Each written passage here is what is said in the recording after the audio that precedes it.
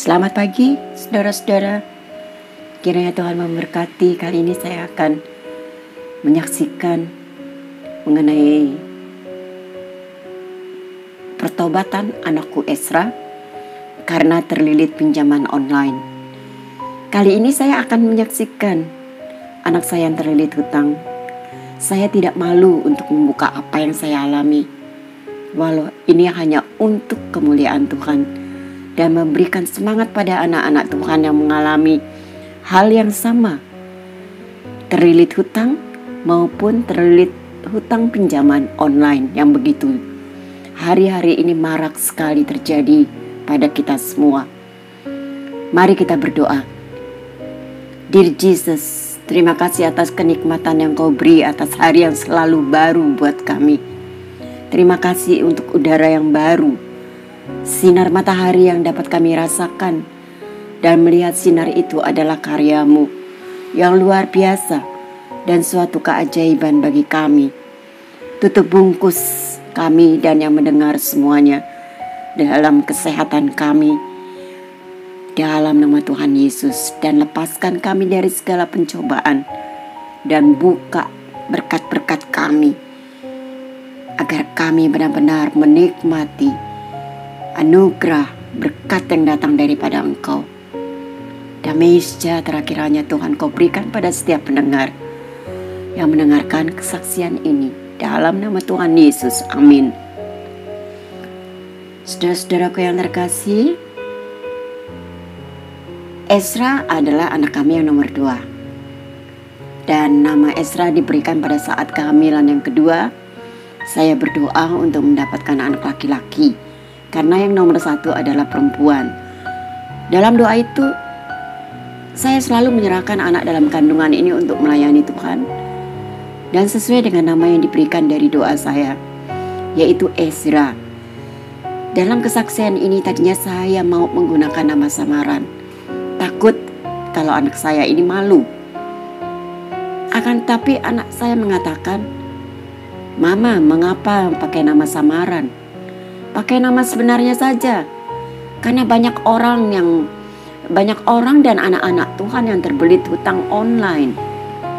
Mereka terjerat dengan hutang online itu. Biarlah ini menjadi kesaksian untuk yang mengalami hal yang sama seperti saya, Ma, katanya. Dan Ezra mengirimkan juga berita dari YouTube dan sejenisnya, bahwa banyak yang depresi dan bunuh diri karena akibat dililit hutang online. Suatu hari, saya dikejutkan dengan satu message di WA dari orang yang tidak saya kenal, dan benar-benar seperti halilintar di siang bolong dengan kata-kata yang sangat kasar dan tidak pada tempatnya, dan kata-kata yang tidak pantas buat saya. Dalam WA itu mengatakan, keluarga pelacur, keluarga penipu. Dan di situ tertera ada foto anak saya Ezra dikirimkan dari nomor tersebut. Saya kalang kabut, kok nomor saya bisa dihack. Dan dia masuk ke nomor saya dengan judul yang sangat membuat bingung. Dengan judul yang sangat besar-besar. Tertera di situ, buronan dan penipu besar. Luar biasa, saudara-saudaraku. Saya yang baru mengalami hal tersebut dengan mereka sebagai penagih hutang atau debt collector yang seenaknya menyebut sebagai keluarga buronan penipu. Saya nangis saat itu di hadapan Tuhan. Saya menjerit bahwa saya sebagai anak Tuhan dan pelayan Tuhan diberi cobaan begitu berat. Dan saya baru tahu keadaan anak saya yang saya kira selama ini biasa saja, tidak ada masalah. Sangat berat pada saat itu menerima suatu benturan dalam pelayanan dan pekerjaan. Karena kami merasa sudah mendukung untuk apapun yang diperlukan oleh anak kami. Tapi Tuhan sungguh baik.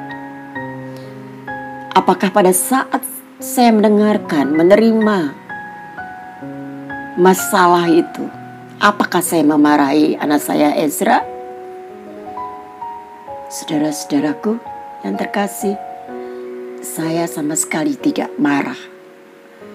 Saya berusaha mengendalikan emosi saya di depan anak-anak saya. Dan sama sekali tidak menunjukkan kemarahan saya. Karena saya sudah bertekuk lutut di hadapan Tuhan Yesus. Dan ada penghiburan dari Tuhan Yesus. Bahwa Yesuslah yang akan membereskan semuanya permasalahan saya. Karena dialah penolong satu-satunya yang hidup. Yang selama ini masih menuntun kehidupan saya. Begitu debt collector muncul dengan kata-kata kasar, maka saya mempertanyakan semua itu. Dan Ezra berterus terang bahwa selama ini untuk membantu kehidupan dua anak yang kembar, dia menutupi semuanya dengan pinjaman online dan tidak tanggung-tanggung, mungkin mencapai sekitar 40-an juta. Saat itu Tuhan sudah mempersiapkan semua yang diperlukan. Orang tuanya keduanya baru bekerja kembali sebelum COVID-19. Dan saya merasa bahwa semua hasil kerja kami mengalir untuk membayar lilitan hutang online. Dalam menghadapi itu semua saya menabur dengan tantangan pada anak-anak. Yaitu Ezra dan Moses agar dilayani oleh tim. Saya katakan pada mereka, mari dilayani pelepasan. Tim mama yang akan melayani kalian. Lalu saya terbang dari Jakarta ke Surabaya. Hanya 2 hari. Karena saya harus kerja kembali ke Jakarta. Tim membantu pelayanan pelepasan anak saya ini. Saya sungguh bersyukur punya tim pendoa yang luar biasa. Saya serahkan kedua anak saya ini kepada tim saya. Dan saya berdoa untuk yang sebagai penutup bagi kedua anak saya. Dan terus itu akhirnya mereka di rumah minta dilayani kembali. Pelepasan-pelepasan yang mereka masih merasakan ada sesuatu yang masih tersisa. Si bungsu Moses masih kuliah semester 2 dan sekaligus dilayani. Itu luar biasa. Dengan kejadian ini, kedua anak saya yang lelaki dilayani untuk pelepasan. Saudara-saudara yang terkasih, Lukas 15 ayat 12 sampai 17. Ini sudah familiar banget, sudah terkenal sekali dan sudah hafal kita untuk membaca firman dari Lukas 15 ini. Saya bacakan dari ayat 12. Kata yang bungsu kepada ayahnya, "Bapak, berikanlah kepadaku bagian harta milik kita yang menjadi hakku." Lalu ayahnya membagi-bagikan harta kekayaan itu di antara mereka. Beberapa hari kemudian anak bungsu itu menjual seluruh bagiannya itu lalu pergi ke negeri yang jauh. Di sana ia memboroskan harta miliknya itu dengan hidup berfoya-foya. Setelah dihabiskannya semuanya, timbullah bencana kelaparan di dalam negeri itu dan ia pun mulai melarat. Lalu ia pergi dan bekerja pada seorang majikan di negeri itu. Orang itu menyuruhnya ke ladang untuk menjaga babinya. Lalu ia ingin mengisi perutnya dengan ampas yang menjadi makanan babi itu, tetapi tidak seorang pun yang memberikannya kepadanya. Lalu ia menyadari keadaannya. Katanya, "Betapa banyaknya orang upahan bapakku yang berlimpah-limpah makanannya, tetapi aku di sini mati kelaparan." Saudara-saudaraku yang terkasih, ingat cerita si bungsu yang meminta bagian harta ayahnya setelah mendapatkan sepertiga dari harta ayahnya. Dia meninggalkan bapaknya dan si sulung. Si bungsu pergi untuk menghabiskan hartanya. Dan si sulung yang alim merasa sudah melakukan banyak hal untuk ayahnya. Bekerja di ladang, di peternakan, mengurus. Si sulung merasa bahwa dia bisa sudah melakukan banyak hal. Si sulung tidak merasa bahwa dia berhasil seperti itu karena pengajaran dari ayahnya. Si sulung hitung-hitungan. Sulung hanya orientasi pada dirinya sendiri, cemburu pada adiknya pada saat adiknya kembali kepada ayahnya. Karena ayahnya mengadakan pesta besar-besaran dan sulung marah kepada bapaknya. Dan pada saat kelaparan terjadi dan harta si bungsu sudah habis, Dia sampai mau makan ampas babi. Dan dia teringat bahwa bapaknya mempunyai banyak pegawai dan makan enak. Dengan keadaan apapun juga tetap ayahnya mengasihi si bungsu. Pada saat si sulung marah dan cemburu karena begitu meriah penyambutan ayahnya kepada si bungsu, tetap ayahnya mengasihi mereka. Ayahnya tetap merangkul kedua anak itu. Si bungsu kembali pada ayahnya. Dan ayahnya menerima si bungsu yang berbalik 180 derajat. Artinya, saya menceritakan si bungsu dan si sulung adalah Tuhan tidak melihat itu bungsu atau sulung. Tuhan tidak melihat siapa yang baik, siapa yang lebih melayani Tuhan, dan siapa yang berbalik 180 derajat. Tuhan melihat keduanya adalah baik yang perlu dirangkul karena mereka bertobat. Artinya anak saya Ezra pada saat mendapatkan suatu permasalahan, dia kembali kepada Bapa. Dia mencari Tuhan Yesus karena dia sudah tidak tahu harus berbuat apa.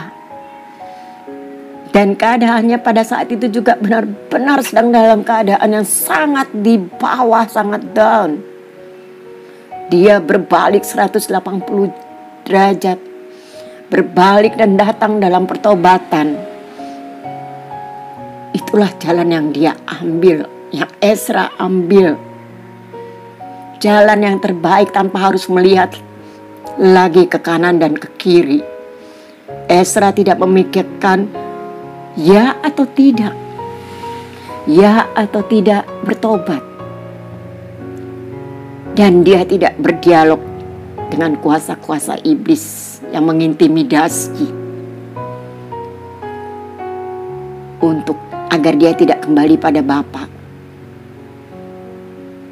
yaitu Bapa yang hidup dan menolong kita, Yesus Kristus. Ezra hanya mengakui kesalahan itu. Dia mengakui dan berbalik kepada Tuhan Yesus dengan pertobatannya.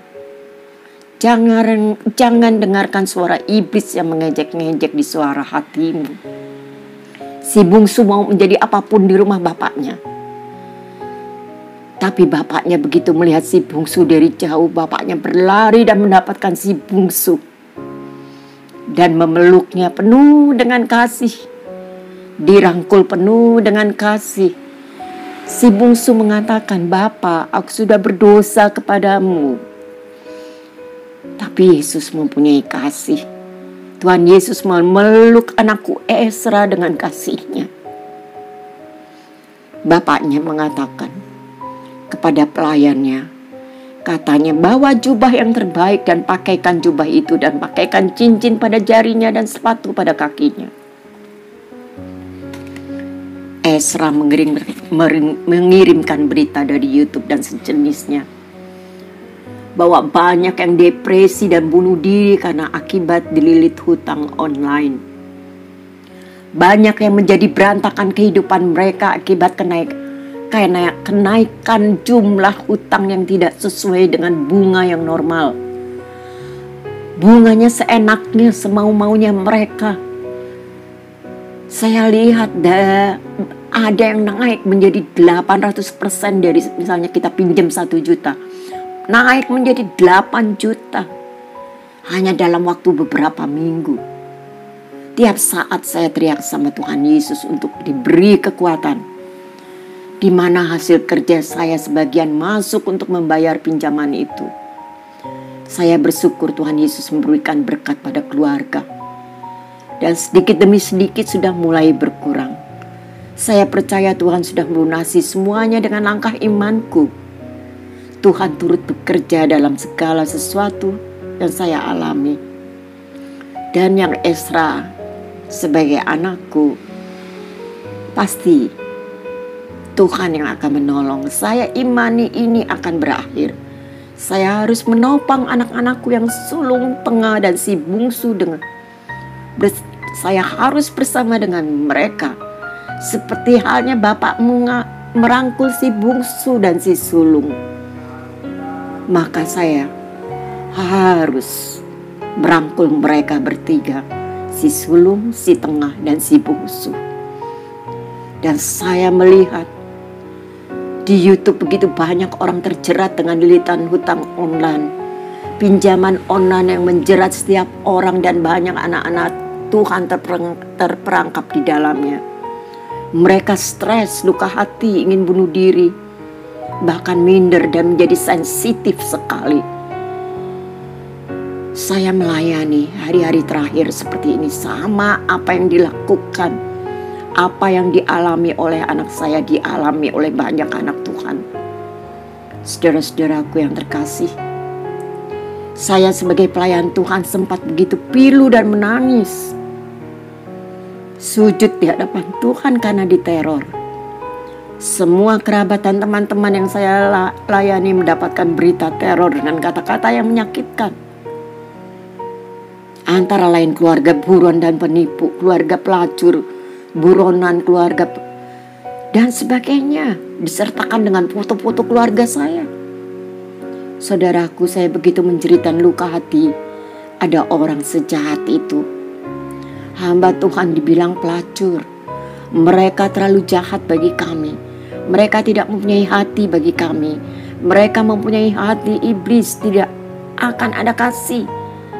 Saya hanya berdoa bagi orang-orang jahat itu agar bertobat dan berbalik 180 derajat, dan tidak lagi melakukan hal jahat bagi semua orang yang dalam kesusahan. Karena banyak di antara mereka yang mengenal Tuhan tapi tidak melakukan juga. Sebagai debt collector, mereka tahu Tuhan Yesus tapi mereka belum datang bertobat untuk dirangkul oleh Tuhan Yesus. Saudara-saudaraku, rencana Tuhan itu indah pada waktunya. Rencana Tuhan tidak pernah kita ketahui. Bapa memberikan semua baru, hati yang baru, jubah baru, artinya anakku Ezra yang hilang dikembalikan oleh Tuhan Yesus. Sepatu baru, Tuhan memberi sepatu baru untuk melangkah. Apapun kejatuhan anak saya, bisnis yang jatuh dan ekonomi yang jatuh, maka dapat berjalan dengan menggunakan sepatu yang baru. Bisnisnya bangkit lagi, bisnisnya dibenahi. Cincin baru, bahwa Roh Kudus tidak pernah meninggalkan dia. Tuhan Yesus tidak pernah meninggalkan kita. Roh Kudus selalu menjagai kita. Roh Kudus senantiasa ada pada kita, anak-anak Tuhan. Jauhi pinjaman online itu. Jangan disentuh. Jangan hati kita tergerak untuk meminjam kepada online. Jauhi itu. Yang penting, berbaliklah tanpa melihat ke belakang dan tanpa mendengarkan bisikan iblis. Peluklah Yesus karena Dia mengasihi kita. Semua, tidak ada anak sulung, tidak ada anak bungsu, tidak ada anak tengah. Semua Tuhan kasihi. Semua Tuhan rangkul. Tuhan tidak memilih si A, si B, si C, anak 1, anak 2, anak 3. Tidak. Semua Tuhan miliki. Demikian juga dengan anak-anakku, saudara-saudara. Tuhan mencintai si sulung, si tengah, dan si bungsu yang sekarang masih kuliah. Saya berharap saudara-saudara pun memeluk anak-anak saudara, supaya mereka terjalin suatu keterus-terangan apa yang mereka alami. Saudara-saudaraku, hindari pinjaman online. Jauhi. Jangan terpikat untuk meminjam online. Itu sangat jahat dan sangat tidak punya hati pada manusia. Pada saat kita ditagih, bila saudara dilanda badai seperti halnya anakku Ezra, datanglah pada Yesus. Tanggalkan kesombongan dan menghakimi orang lain. Bahwa ada anak-anak pelayan Tuhan lebih dari Ezra. Dia mengingatkan saya, Mama, jangan down. Begitu banyak hamba-hamba Tuhan mempunyai anak yang mengalami hal yang sama, yang lebih berat daripada saya. Kita harus tetap mencari Tuhan Yesus. Tanggalkan itu. Lihatlah dan pandanglah hanya pada Tuhan Yesus. Bukan membandingkan pada orang lain. Bukan membandingkan hamba-hamba Tuhan yang lain. Menunjuk dengan telunjuk kepada mereka. Akan tetapi 4 jari menunjuk kepada kita sendiri. Mari tinggalkan pinjaman online itu. Mari datang pada Tuhan Yesus dengan doa dan action. Melakukan sesuatu, mencari jalan keluarnya dengan hikmat Tuhan. Dan menyandarkan sepenuhnya pada Tuhan Yesus. Pandanglah salib Tuhan yang sudah menanggung semua dosa dan permasalahan kita. Bahkan penyakit kita sudah ditanggungnya di kayu salib. Jangan katakan terpaksa untuk meminjam online. Kalau saudara-saudara mempunyai Tuhan Yesus. Yesus taruh dalam hati, bukan di luar hati saudara. Tuhan Yesus taruh dalam kehidupan saudara. Taruh dalam jiwa saudara. Bukan ditaruh di luar. Dan bila hanya perlu kemudian memanggil Tuhan Yesus. Teriak-teriak, lihat ke langit. Lihat sekeliling. Padahal Yesus ada dalam diri kita. Ada pada hati kita. Itu kalau yang sudah mengundang Yesus masuk dalam hati saudara-saudara. Kalau belum, ya undang Yesus masuklah dalam hati. Tapi bersihkan hati dan minta ampun. Baru Yesus layak masuk ke hati saudara. Jangan cari jalan pintas. Jangan mau dibohongi iblis dengan bunuh diri atau mencuri dan lain-lain. Bersama Tuhan Yesus ada jalan keluarnya. Kiranya Tuhan memberkati. Mari kita datang pada Yesus. Jauhi pinjaman online ini. Itu benar-benar menjuruskan kehidupan kita. Kiranya Tuhan membuat saudara-saudara yang mendengarkan damai sejahtera. Mari kita berdoa. Tuhan Yesus, terima kasih untuk kesaksian ini. Hamba-Mu tidak malu untuk menyatakan suatu proses yang benar-benar. Hamba-Mu untuk terus datang mencari Engkau. Berkati setiap anak-anak Tuhan yang mengalami hal yang sama dengan anakku Ezra. Berikan jalan keluar bagi mereka seperti Engkau memberikan jalan keluar yang saat ini benar-benar sudah hampir Engkau lunasi Tuhan. Sedikit lagi Tuhan, Engkau sudah melunasi semuanya. Terima kasih Bapa. Berkati saudara-saudaraku yang mengalami hal serupa. Beri jalan keluar bagi mereka dalam nama Tuhan Yesus. Tutup bungkus kesehatan kami. Jauhkan kami dari COVID-19. Buka penutup berkat bagi saudara-saudaraku dalam bisnis mereka, dalam kehidupan mereka. Supaya ada jalan keluar dan diberkati kami semua.